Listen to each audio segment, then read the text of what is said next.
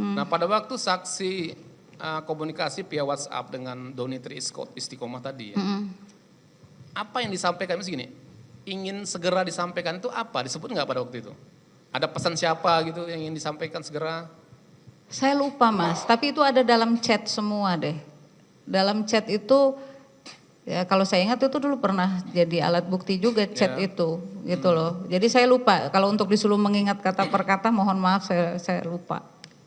Ya secara garis besar, pesan siapa yang mau disampaikan si Doni? Dia cuma bilang butuh ketemu terkait Sumatera Selatan 1 seingat saya. Iya, saya tidak berbicara karena kadang pakai WA, kadang pakai telepon, jadi kadang saya juga bingung gitu. Nggak ada ingin menyampaikan arahan dari sekjen, dari kabid atau ketua gitu? Saya lupa. Saksi lupa ya? Iya. Oke, saya lanjut ya. Ya. Nah kemudian akhirnya saksi bertemu dengan Pak Saiful Bahri. Ya. Di Singapura ya. Berarti tanggal berapa itu? 25. 25. Ya, 25. Belum pulang ya? Belum. Belum. Bertemunya di mana pada waktu itu? Permintaan atas permintaan Saiful, waktu itu dia minta ditemui di Shangri-La Orchard. Di Shangri-La ya? Ya. Oke. Kemudian saksi bertemu dengan Saiful sendiri ya? Ya. Nah, kan saksi sebelumnya belum kenal kan? Iya. Nah, pada waktu dia memperkenalkan diri, dia itu siapa dia bilang? Jadi saya diminta menunggu di lobi. Ya. Oke, saya bilang saya cuma chat aja. Even dia tidak apa foto dirinya atau yang mana saya nggak tahu karena di WhatsApp-nya juga nggak ada fotonya pada saat itu segala macam. Ya. Nah, pas saya lagi nunggu di lobi sendiri, saya langsung disamperin. Langsung saya duduk, dia bilang Mbak Rizky ya, dia bilang gitu. Oh iya saya, Mas saya Saiful kata dia gitu. Ya. Oh oke, gimana? Ayo kita ngobrol. Seingat saya di sebelah saya berdiri itu ada restoran. Saya sempat ngarah ke restoran itu karena logika saya berbicara itu di restoran. Ya, nggak gitu. Mungkin sambil berdiri ya? Iya, saya jalan, mbak salah, kita lewat sini. Oh oke. Saya ikuti, begitu saya ikuti dia men-tap kartu. Di situ saya spontan mencari handphone dan langsung merekam dari dalam lift karena saya melihat tab lantai mezanin bukan apa bukan dan itu menuju lantai 10. Lantai 10 ya? Gitu.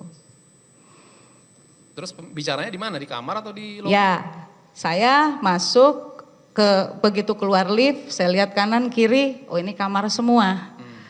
Saya ikuti, saya masuk ke kamar tersebut dan saya dulukan beliau jalan.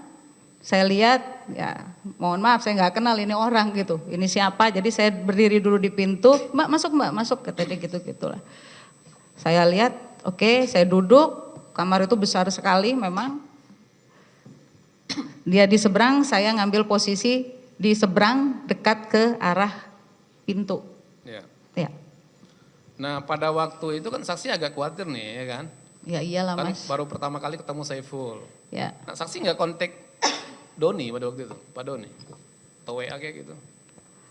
Saya sudah cukup males sih nanya lagi gitu waktu itu. Ya? Karena kalau saya ambil handphone pada saat itu pasti kan akan ngaruh juga. Saya kan posisinya ngerekam. Oke. Gitu. Berarti saksi masuk ke kamar, Ya.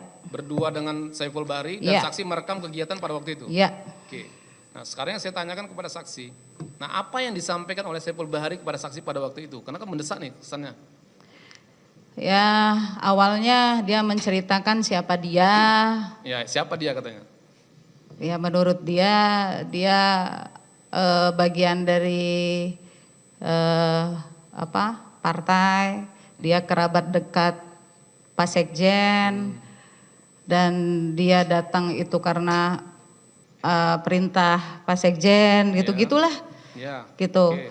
Nah, kemudian setelah basa-basinya itu menceritakan itu baru saya yang menanyakan ini intinya apa ya, saya bilang gitu. Betul. Terus ya dia mulai dengan narasi panjang lagi sampai akhirnya berbicara terkait bahwa dia datang membawa fatwa Mahkamah Agung. Gitu. Ada bawa fatwa Mahkamah Agung. Ya, dan banyak sekali kertasnya dan saya nggak mau sentuh. Dijelaskan nggak isi dari fatwa, dokumen-dokumen yang dia bawa itu? Dia bilang kurang lebih dia cuma menunjukkan oh ini kerja saya lah, kurang lebih gitu. Karena ada berapa bundel, ada kertas. Ya saya cuma posisi saya cuma oh gitu. Nah kan tadi menyebut Mahkamah Agung ya. Iya. Ya. Dijelaskan nggak apa keputusan Mahkamah Agung pada waktu itu dengan saksi? Iya. Apa dia? Bahwa ada kewenangan partai terkait fatwa MA itu. Ya. Sempat saya beradu argumen karena saya juga membaca fatwa MA itu. Ya apa isinya? Isinya ya kan banyak ya. Intinya fatwa itu adalah kewenangan partai, kurang lebih ya, untuk dapat mengusulkan atau apa caleg terpilih gitu, memutuskan caleg terpilih apabila ada berhalangan tetap gitu. Baik, saya coba bacakan bunyinya ya, nanti benar nggak seperti ini gitu, mengingatkan memori saksi aja. Jadi isi dari putusan Mahkamah Agung itu ya, uji materi ini ya.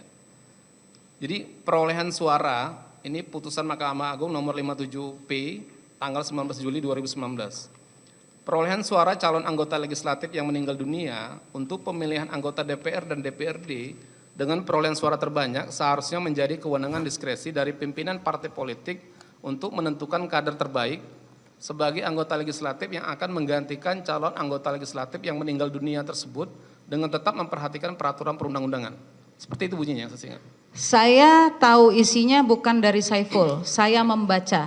Karena kan kalau putusan Mahkamah Agung bisa diakses. Bisa ya? Iya, jadi saya pada saat sudah mulai, media kan mulai ramai pada saat itu, saya mencari tahu. Nah, Saiful membawa itu bukan bundel juga, jadi kayak amplop coklat, amplop itu tulisan depannya Mahkamah Agung. Jadi dia bilang saya membawa fatwa, saya bilang saya nggak peduli, gitu. Jadi intinya oke lah, kan saksi Saiful buat dokumen lah ke pasar, ditunjukkan lah semua. Iya. Nah intinya apa yang disampaikan Saiful ke saksi, kan itu lagi balik. Iya, intinya saya disuruh mundur. Saksi diminta mundur sebagai caleg terpilih. Betul. Tujuannya supaya apa? Supaya atas nama saudara Harun Masiku ini bisa menduduki posisi DPR RI terpilih gitu. Untuk dapil Sumsel 1. Iya. Oke. Nah, saksi ya. Kan saksi kan baru pertama sekali ketemu dengan Pak Saiful. Betul. Nah, bagaimana saksi bisa meyakini ya bahwa yang disampaikan oleh Saiful itu memang dari sekjen? Jangan-jangan nih, kita kan khawatir nih, jangan-jangan Saiful Bahri ini hanya mencatut nama, kan seperti itu ya? Betul. Nah, bagaimana saksi membuktikan bahwa benar ini ada pesan yang disampaikan oleh Saiful setelah dihubungi Doni tadi dari Pak Sekjen, bagaimana? Yang pasti yang saya pahami, perintah Sekjen itu keluar dari mulut Saiful berkali-kali. Dan kemudian di hadapan saya untuk mengkonfirmasi tersebut, dia teleponlah Doni Tri Istiqomah. Gitu loh. Nah, di dalam percakapan itu seingat saya, Doni Tri itu bilangnya, udah saya nanti yang ngomong sama Sekjen gini-gini, gitu terus gitu loh. Jadi masalah faktor kedekatan dengan Sekjen atau atas perintah Sekjen itu yang saya pahami based on verbalnya dari Saiful Bahri dan Doni Tri Istiqomah, karena ada percakapan di telepon itu. Karena ini saya loudspeaker ya, biar si Rizkinya dengar gitu. Jadi Doni mengkonfirmasi Saiful mengkonfirmasi ke Doni karena saksi menolak untuk mundur. Iya, karena saya ngotot, saya bawa data tidak diterima sama Doni Tri kemarin. Kok tiba-tiba saya disuruh mundur dengan yang kurang lebih di dalam percakapan antara Doni dengan Saiful sama-sama menanyakan data C1. Kan lucu buat saya gitu loh. Apakah saya meyakini itu, kalau bicara faktor kedekatan ya yang namanya berulang kali dia menyampaikan itu ya ya saya mendengar iya aja gitu loh. Ya, baik. Nah, saksi ya. Kan timbul juga tanda tanya ya. Kenapa saksi suara terbanyak 44.000 harus diganti dengan Harun Masiku yang hanya mendapat 5.000 suara? Saksi tahu nggak apa alasan kenapa saksi disuruh mundur dan Harun Masiku yang harus naik gitu? Sampai detik ini, hari ini saya duduk di sini pun saya tidak tahu kenapa alasannya. Nggak tahu ya? Enggak. Ya, karena ada caleg nomor 2 kan, yang suaranya terbanyak juga ya, caleg nomor 2. Di bawah saya itu pasca almarhum meninggal ada kurang lebih 3 atau 4 orang yang suaranya jauh di atas Harun Masiku. Ya. Jadi saksi nggak mengetahui kenapa harus Harun Masiku gitu? Yang menyampaikan kenapa harus Harun Masiku itu hanya Saiful. Saiful ya. Lagi-lagi Saiful. Oke. Baik, saksi. Nah kemudian akhirnya kan saksi menolak ya Betul. pada waktu itu ya. Kemudian saksi pulangnya kapan? Saya pulang 26. 26 September 2019. Iya. Nggak ada komunikasi dengan Dori dan Saiful lagi? Mereka ngubungin saya lewat WA, telepon. Kapan itu? Ya 26 itu minta data. Saya data. nggak saya ladenin. Ya. Karena saya yakin lah masa partai kita nggak punya data, ya mereka minta data saya buat apa gitu loh. Baik. Nah kemudian saksi ada nggak mengkonfirmasi permintaan mundur yang disampaikan Saiful yang katanya dari Sekjen ini kepada Sekjen sendiri? Tanggal saya lupa kurang lebih mungkin setelah hari itu, kalau saya nggak salah 27 September kalau saya tidak salah, itu saya ada surat. Ya. Tapi judul surat itu konsolidasi kalau saya nggak salah. Surat tanggal berapa? Masih ingat? Yang saya ingat tuh saya bacanya 27 September sih. Oh, acaranya di tanggal 27 September Iya, 2019. Di iya. mana? Di Dewan Pimpinan Pusat Partai. Ya.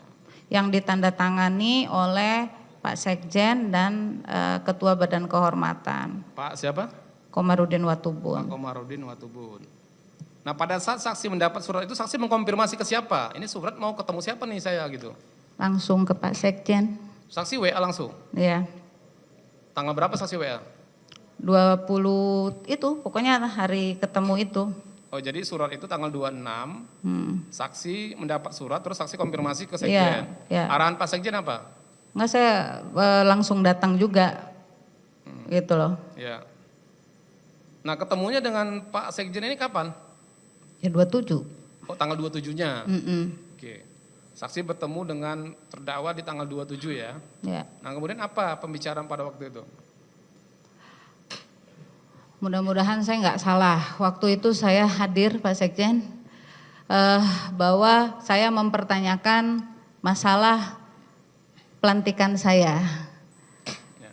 Pelantikan saya, undangan saya. Ya. Sempat terjadi dialog pada saat itu bahwa saya akan diberikan undangan apabila saya bersedia mundur.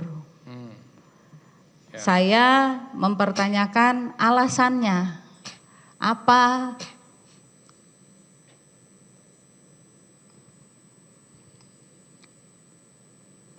Apa alasan saya disuruh mundur pada saat itu?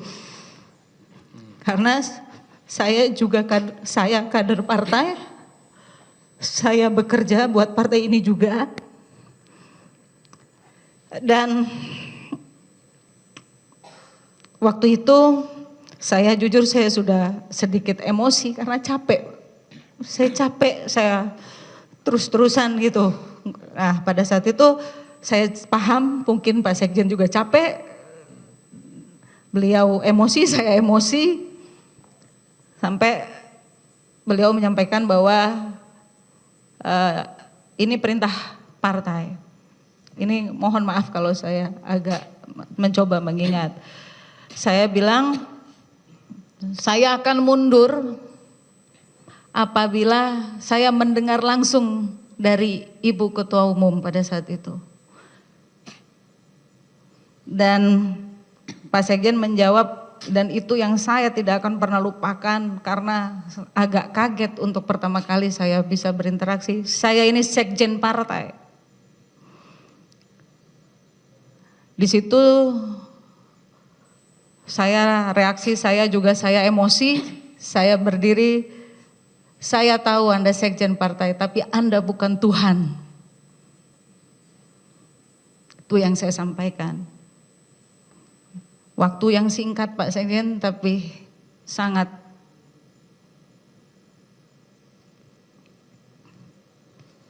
melekat sampai sekarang di kepala saya.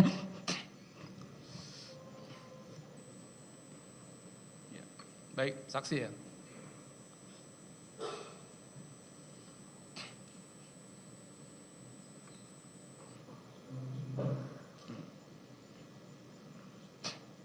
Mungkin saksi mau bisa minum dulu sebentar, izin. Tisu. Tisu ya.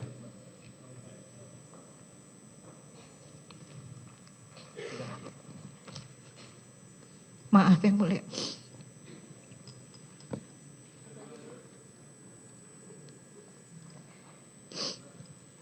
Ya, dan saya emosi, saya jujur saya akui saya emosi pada saat itu. Dan memang dilerai oleh Pak Komarudin Watubun, saya langsung meninggalkan ruangan. Saya meninggalkan ruangan dan habis itu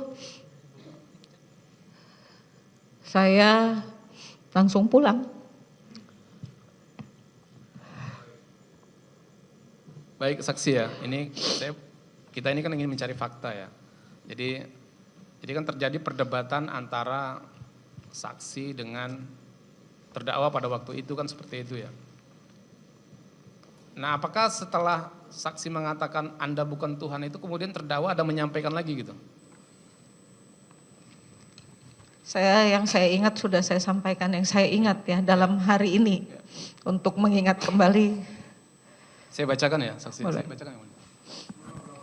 BAP nomor 14 yang mulia. Saksi ya, saya bacakan supaya ya setidaknya mengingat memori ya. Pada saat itu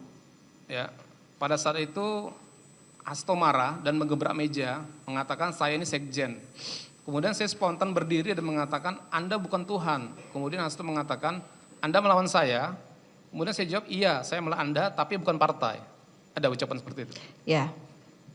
Ada ya, baik.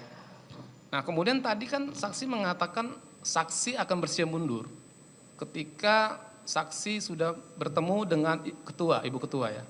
Jadi saksi ketemu dengan ibu ketua? Enggak jadi? Ya. Enggak jadi pada waktu itu? Ya siapalah saya mas, ketemu kan enggak gampang. Ya betul, baik. Nah kemudian saksi ya, ini pada saat proses pertemuan dengan terdakwa pada waktu itu, saksi menyampaikan enggak sebelumnya sebenarnya Saiful udah ketemu saksi di Singapura menyampaikan ini gitu. Makanya saksi bertanya ke terdakwa, kenapa saksi diminta mundur gitu? Enggak, saya enggak nanya. Langsung to the point aja, kenapa saksi diminta mundur? Ngapain lagi, kan gitu. Baik, saksi ya. Nah, ketika pada saat itu kan saksi langsung keluar dari ruangan itu kan. Saksi tidak bersedia mundur dan kemudian saksi kan dilantik. Ya. Pada waktu pelantikan itu apakah pada saat proses pertemuan itu apakah ada pembicaraan terkait dengan surat undangan pelantikan yang disampaikan terdakwa kepada saksi? Yang pasti pada saat menuju dari tempat dari hotel, kan kami di karantina semua waktu itu. Dari hotel menuju itu saya dalam bus. Saya awalnya duduk di belakang sendirian, tiba-tiba didekati oleh di sebelah kanan, karena saya duduknya yang posisi jendela di bus itu, sebelah kanan saya Vita Ervina, di sebelah Vita Ervina ada Maria Lestari. Yang tiba-tiba menanyakan, saya kaget sebenarnya pada saat itu. Eki, undangan mana? Ya. Saya kan baru kenal di karantina itu. Sama gitu. Vita Ervina dan Ibu Maria Lestari. Iya, memang dari awal mereka mendekati saya di tempat karantina itu. Gitu. Awalnya saya nggak tahu siapa mereka waktu awal saya di tempat karantina. Tapi pada akhirnya seingat saya mereka sendiri yang cerita siapa mereka segala macam. Saya cuma iya aja. Dari Mereka itu siapa katanya? Ya maksudnya Vita, biar tidak ada missing link dari mana saya bisa kenal Vita dan Maria Lestari kan begitu. Nah kemudian saya naik bus, sebelah kanan saya Vita, sebelah kanan Vita adalah Maria Lestari. Tiba-tiba saya lagi duduk ngadep jendela ini, dia tiba-tiba undangan mana? Bentar lagi ada petugas mau nanyain undangan. Undangan pelantikan ya? Undangan pelantikan. Waktu itu saya langsung jawab, undangannya sudah duluan berangkat ke DPR. Oh gitu, tapi ini dicek loh sekarang, itulah kurang lebihnya. Dan karena Maria di sebelah Vita, ada undangannya gitu, cuma gitu doang ya. Cuma saya bilang ada, udah di. Nah disitulah saya aneh gitu, kok bisa orang di luar saya bisa tahu perihal undangan ini. Karena saya pun tidak bercerita ke siapapun, hanya ke suami saya dan juga ada 4 orang tim saya gitu. Ya, ada apa dengan undangan ini gitu? Saksi belum menceritakan masalah undangan di persidangan ini. Terkait pelantikan saksi, kenapa undangan itu? Ya kan kalau dilantik harus pakai undangan. Ya undangan saksi di mana? Ya yang saya tahu undangan saya di DPP partai. Waktu itu ada di siapa? Ya waktu itu saya mempertanyakannya ke Pak Sekjen. Masalah Pak Sekjen ngasihnya ke siapa kan saya nggak paham. Yang saya tahu secara organisasi, ya secara organisasi sekali lagi saya sampaikan bahwa itu harusnya adalah kewenangan DPP partai yang mungkin saja itu diketahui oleh Sekjen. Subscribe to my channel.